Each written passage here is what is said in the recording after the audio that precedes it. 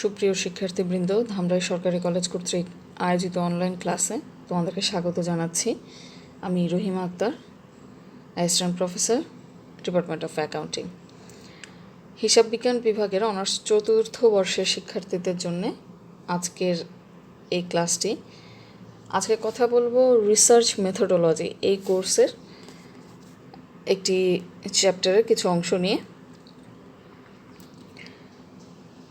প্রথমেই চলে আসি ইন্ট্রোডাকশন টু রিসার্চ এই অধ্যায়ের কোন কোন বিষয় নিয়ে কথা বলবো সেটিতে। রিসার্চ কি, রিসার্চ প্রসেস কি,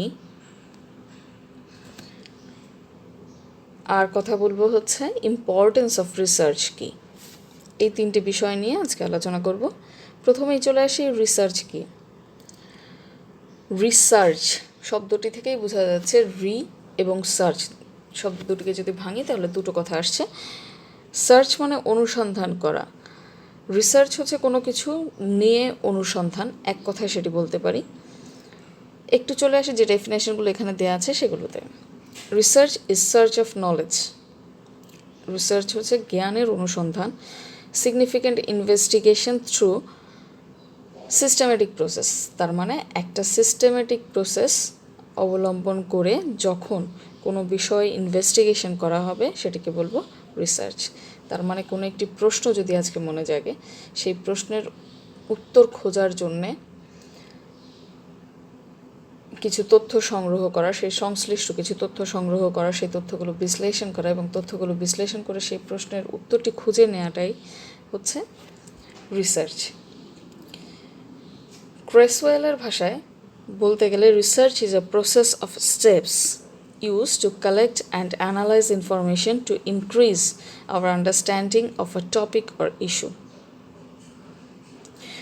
রিসার্চ হচ্ছে কতগুলো ধাপ অনুসন্ধান করে একটি প্রক্রিয়া, যেখানে রয়েছে তথ্য সংগ্রহ করা, তথ্য বিশ্লেষণ করা, to increase our understanding of a topic or issue. যে কোনো একটা বিষয়ে আমাদের যে বোধগম্যতা আছে, যে আন্ডারস্ট্যান্ডিং আছে, সেটিকে আরও বাড়িয়ে তোলা।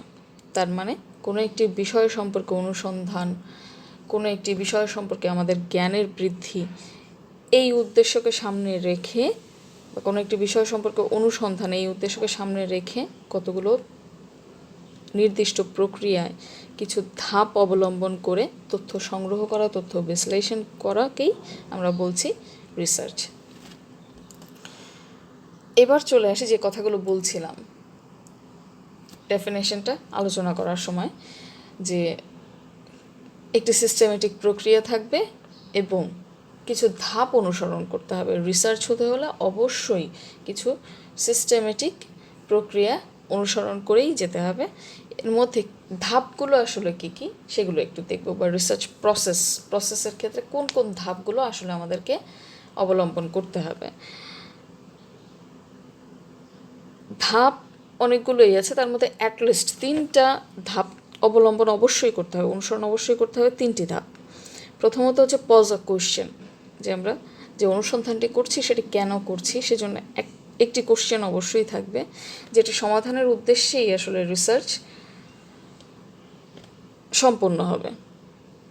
ডেটা কালেকশন, ওই প্রশ্নের উত্তর খোঁজার জন্যে রিলেভেন্ট বিভিন্ন ধরনের তথ্য সংগ্রহ করতে হবে এবং সেগুলো বিশ্লেষণের মাধ্যমে সেই প্রশ্নের উত্তরটি খুঁজে নেওয়া। তার মানে research process includes at least 3 steps: 1. Pose a question, 2. Data collection, and 3. Present the answer to the question. আশা করছি এ পর্যন্ত যা আলোচনা করলাম তা থেকে রিসার্চ কি এইটুকু তোমরা বুঝতে পেরেছ। এবার চলে আসি এই প্রসেসকে যদি একটু ইলাবোরেট করি তাহলে কি হয়।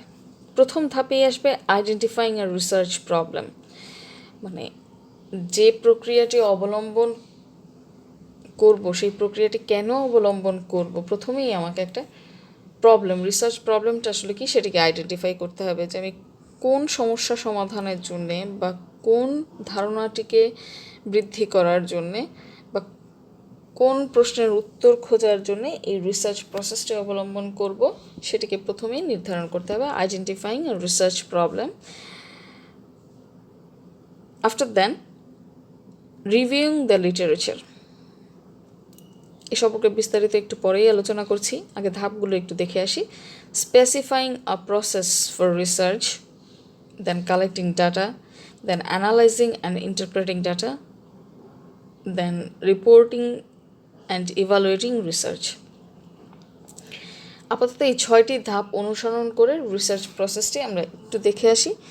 প্রতিটি ধাপে আসলে কোন কোন কাজ আমাদেরকে করতে হবে বিস্তারিত দেখে আসি। প্রথম, আইডেন্টিফাইং আ রিসার্চ প্রবলেম। এখানে আসলে কি, যেটি বলছিলাম যে কোনো যে বিষয়ে আমরা রিসার্চ করতে যাচ্ছি, যে বিষয়ে ইনভেস্টিগেশন করতে যাচ্ছি, বা যেই নলেজটাকে আমরা এক্সপ্লোর করতে যাচ্ছি সেটিকে আগে নির্ধারণ করতে হবে।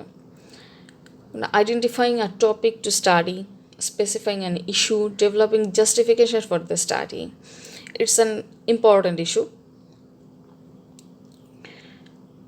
যে বিষয়টি নিয়ে রিসার্চ করতে চাচ্ছি সেটি কেন করতে চাচ্ছি সেটির একটি জাস্টিফিকেশন এখানে অবশ্যই লাগবে।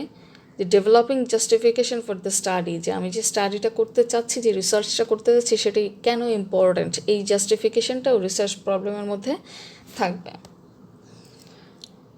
এরপর সে reviewing the literature.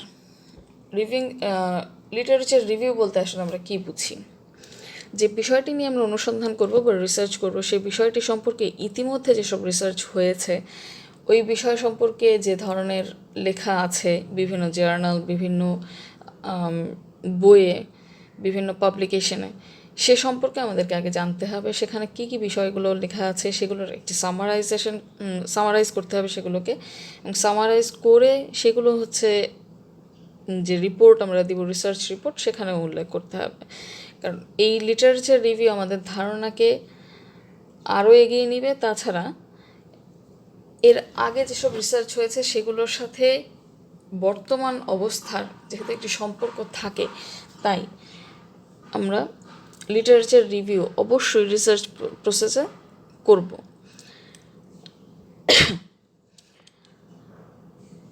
Literature review আসলে কোন কোন বিষয়গুলো নিয়ে আসবে সেগুলো আরেকবার রিভিউ করছি। Reviewing the previous research on the same topic, মানে এই বিষয়ে যে বিষয়ে রিসার্চ করা হচ্ছে সেই বিষয়ে প্রিভিয়াস যেসব রিসার্চ ছিল সেগুলো নিয়ে রিভিউ করতে হবে, সেগুলো দেখতে হবে, সেগুলো পড়ে সেগুলো সামারাইজ করতে হবে। Locating summaries books, journals and indexed publications on a topic, ওই টপিকের উপরেই বিভিন্ন বই, জার্নাল, ইন্ডেক্স যেসব পাবলিকেশনস আছে সেগুলোকেও রিভিউ করতে হবে। তারপরে summarising the literature after reviewing in the written report. লিটারেচারগুলো রিভিউ করার পরে সেটার যে সামারি থাকবে সেই সামারিগুলো অবশ্যই রিটেন রিপোর্টে থাকবে। এরপর সে specifying a purpose for research. মনে হতে পারে যে প্রথম যে ধাপটা সেটির সাথে এটি প্রায় একই রকম, কিন্তু তা নয়, একটু পার্থক্য আছে। প্রথমে রিসার্চ কোন বিষয় নিয়ে করছি সেটি আমরা নির্ধারণ করে নিলাম, কিন্তু হতে পারে সেটি অনেক বড় একটা ব্যাপার।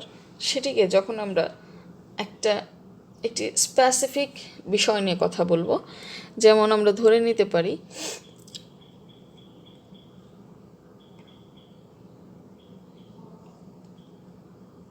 আমাদের দেশের বিভিন্ন ধরনের সমস্যা আছে, এই সমস্যাগুলো নিয়েই, আমাদের দেশের সমস্যা নিয়েই আমরা কোনো একটি সমস্যা নিয়ে আমরা অনুসন্ধান করব, সেটি হতে পারে আইডেন্টিফাইং রিসার্চ প্রবলেম।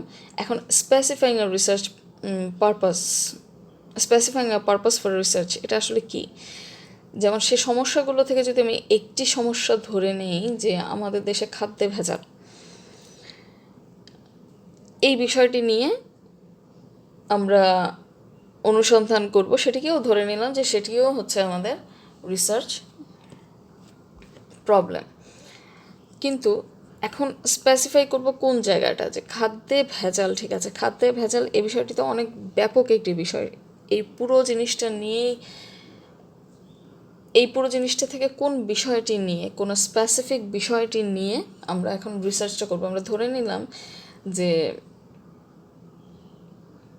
মাছকে, যেসব মাছ চাষ করা হচ্ছে সেই মাছকে যে ধরনের খাবার দেওয়া হচ্ছে তাতে খাদ্যের গুণ কতটুকু থাকে, আমরা এই বিষয়টি নিয়ে, মানে খাদ্যে ভেজাল প্রক্রিয়া, এই পুরো জিনিসটা আমাদের রিসার্চ প্রবলেম। সেখান থেকে আমরা জাস্ট ন্যারো ডাউন করে একটি বিষয়কে ইন্ডিকেট করব যেটি নিয়ে আমরা কাজ করব। যেমন ধরে নিলাম যে আমাদের দেশে যে মাছগুলো চাষ করা হচ্ছে তাদেরকে যে খাবার দেওয়া হচ্ছে সেই খাবারগুলোর মান নিয়ে, এতে করে হচ্ছে মাছের যে পুষ্টি উপাদান সেই পুষ্টি উপাদান কতটুকু নষ্ট হচ্ছে আমরা সেই বিষয়টি নিয়ে আলোচনা করব।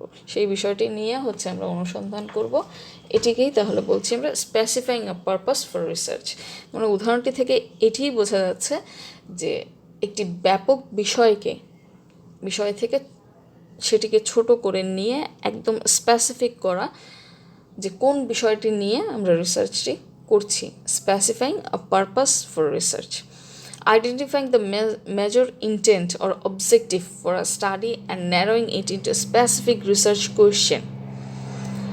মানে রিসার্চের প্রথম ধাপে আমরা যেটি আইডেন্টিফাই করেছি সেখান থেকে এটিকে আরও ন্যারো ডাউন করে একটা রিসার্চ কোশ্চেনে নিয়ে আসতে হবে। তারপরে ফোকাসড রিস্টেটমেন্ট অফ দ্য প্রবলেম। মানে এই জিনিসটা হচ্ছে ঠিক এই যে প্রথম যে ধাপটা বললাম যে রিসার্চ প্রবলেমটাকেই আবার নতুন করে ফোকাস করবে, কিন্তু অনেকটা ন্যারো ডাউন করে স্পেসিফিক আকারে। এরপর চলে আসি খুব গুরুত্বপূর্ণ একটি ধাপ, সেটি হচ্ছে কালেক্টিং ডাটা, যেখান থেকে রিসার্চ প্রক্রিয়া ডেটা কালেকশন শুরু করবে। সেটিতে প্রথমেই বলেছিলাম যে অন্তত 3টি ধাপ থাকতে হবে। 3টি ধাপের মধ্যে খুব ইম্পর্ট্যান্ট একটি ধাপ হচ্ছে কালেক্টিং ডাটা। এখানে আসলে কী কী করতে হবে একটু দেখে আসি। আইডেন্টিফাইং অ্যান্ড সিলেক্টিং ইন্ডিভিজুয়ালস, আমরা বিভিন্ন যে ক্ষেত্র থেকে ডাটাটা কালেকশন করব এ নিয়ে বিস্তারিত আরও অনেক আলোচনা করব আগামী ক্লাসগুলোতে। ডেটা কালেকশন প্রক্রিয়ার জন্য বিভিন্ন ধরনের ইন্ডিভিজুয়ালস, মানে যাদেরকে আমার প্রয়োজন তাদেরকে হচ্ছে মানে ডেটা কালেকশনের জন্যে যেটি খুব important, sample choosing, sample size কেমন হবে, তারপর obtaining their permission to study, মানে যাদের কাছ থেকে হচ্ছে যে স্যাম্পলদের কাছ থেকে আমি ডাটা কালেকশন করব তাদের কাছ থেকে অবশ্যই আমাদেরকে পারমিশন নিতে হবে। Gathering information by using different data collection method, data কালেকশনের বিভিন্ন ধরনের পদ্ধতি আছে, সেই পদ্ধতিগুলো অবলম্বন করে তথ্যগুলোকে একত্রিত করতে হবে। ডেটা কালেকশনের পরে যে ধাপটি আসে সেটি হচ্ছে অ্যানালাইজিং অ্যান্ড ইন্টারপ্রেটিং ডাটা। প্রথমেই যে তথ্যগুলো সংগ্রহ করা হচ্ছে সেগুলোকে একত্রিত করতে হবে, তারপরে সেগুলোকে সামারাইজ করতে হবে। এরপর বিভিন্ন ধরনের টেবল, স্ট্যাটিস্টিক্যাল মেথড বা ডেসক্রিপটিভ মেথড, বিভিন্ন ধরনের মেথড অবলম্বন করে সেই ডেটাগুলোকে বিভিন্ন টেবল, পিকচার্স, ফিগার্স এগুলোতে রিপ্রেজেন্ট করতে হবে। এরপর এই ডাটাগুলো অবশ্যই কোনো না কোনো মিনিং নিয়ে আসবে আমাদের জন্যে, যে রিসার্চ কোশ্চেন নিয়ে আমরা আগাচ্ছিলাম সেই উদ্দেশ্যেই এই ডেটাগুলোকে সামারাইজ করে একটি কনক্লুশন তৈরি করতে হবে, যেটিকে ফাইন্ডিংস আকারে পাওয়া যাবে। এরপর সে রিপোর্টিং অ্যান্ড ইভালুয়েটিং রিসার্চ এই ধাপটিতে এখানে অবশ্যই চিন্তা করতে হবে যে আমার অডিয়েন্স কারা, তাদের জন্য একটি ফরম্যাটে পুরো প্রক্রিয়াটি সাজাতে হবে। তারপর একটি রিপোর্ট একটা নির্দিষ্ট ম্যানার অবলম্বন করে, একটা নির্দিষ্ট প্রসেস অবলম্বন করে রিপোর্ট লিখতে হবে। এবং তারপরে অবশ্যই এই রিসার্চটা আসলে কেমন হলো, ডেটা কালেকশন ঠিক ছিল কি না, ডেটা কালেকশনের পরে অ্যানালাইসিস, ইন্টারপ্রেটিং সব কিছু মিলিয়েই পুরো রিসার্চকে ইভালুয়েট করার একটি প্রক্রিয়া চলে আসবে। এই ছিল রিসার্চ প্রসেস। তো আলোচনা অনেক ব্যাপক, আমরা কিছুটা ধারণা পেলাম যে রিসার্চ কী, রিসার্চ প্রসেস কী। আগামী ক্লাসগুলোতে এ সম্পর্কে আরও বিস্তারিত আলোচনা করব। প্রতিটা টপিক ধরে আমরা পৃথকভাবে অনেক বিস্তারিত আলোচনা করব, এবং তোমাদের বইয়েও তোমাদের যে কন্টেন্টগুলো দেওয়া আছে এই প্রতিটা টপিক সম্পর্কেই আলাদা আলাদা টপিক দেওয়া আছে। এই প্রতিটা টপিক সম্পর্কেই আলাদা আলাদাভাবে বলা আছে, যেগুলো বিস্তারিত আলোচনা সামনের ক্লাসগুলোতে আসবে। এখন চলে আসি ইম্পর্টেন্স অফ রিসার্চ। এই যে রিসার্চটা করব সেই রিসার্চটা কেন করছি, ইম্পর্টেন্সটা কী। প্রথমেই বলেছিলাম যে নতুন কোনো ধারণা যদি এক্সপ্লোর করতে চাই তাহলে অবশ্যই সেটা রিসার্চ করতে হবে, যে আমি একটি কথা বলছি সেটি আসলেই সঠিক কি না সেই সম্পর্কে বিস্তারিত প্রমাণসহ আমাকে যদি ভাবতে হয়, সবার সামনে আনতে হয়, তাহলে অবশ্যই রিসার্চের মাধ্যমে সেটিকে জাস্টিফাই করেই আনতে হবে। তাহলে নতুন কোনো ধারণা, নতুন কোনো জ্ঞানকে যদি আমরা এক্সপ্লোর করতে চাই, তাহলে অবশ্যই রিসার্চ লাগবে। এরপর আসি কোনো একটি সমাধানে যদি আমরা সিস্টেমেটিক কোনো সলিউশনে যেতে চাই, যে কোনো একটি প্রবলেম সেটি সিস্টেমেটিক কোনো সমাধান যদি আমরা চাই, তাহলে অবশ্যই রিসার্চ সবচাইতে ভালো একটি প্রক্রিয়া, যেখানে সিস্টেমেটিক প্রসেস অবলম্বন করেই কিন্তু সমস্যার সমাধান করা যাবে। টু অ্যানালাইজ ইভেন্ট, কোনো একটি ঘটনা বা কোনো একটি ইভেন্টকে আমরা যদি অ্যানালাইজ করতে চাই, তাহলে অবশ্যই রিসার্চ লাগবে। Means to understand various issues and increase public awareness, বিভিন্ন ধরনের ধারণাকে বোঝা এবং পাবলিক অ্যাওয়ারনেসের জন্য রিসার্চের কোনো বিকল্প নেই। টু ফ্যাসিলিটেট প্ল্যানিং, বিভিন্ন ধরনের পরিকল্পনাকে ফ্যাসিলিটেট করতে পারবে রিসার্চ, যে এই প্ল্যানটা আসলে সঠিক হবে কি না সেটাকে ফ্যাসিলিটেট করার জন্য রিসার্চের বিকল্প নেই। রিসার্চ খুবই গুরুত্বপূর্ণ এখানে। রিসার্চ ইমপ্রুভস প্র্যাকটিস, বিভিন্ন ধরনের প্রফেশন, বিভিন্ন ধরনের যে প্রফেশনেই হোক, যেমন টিচিং,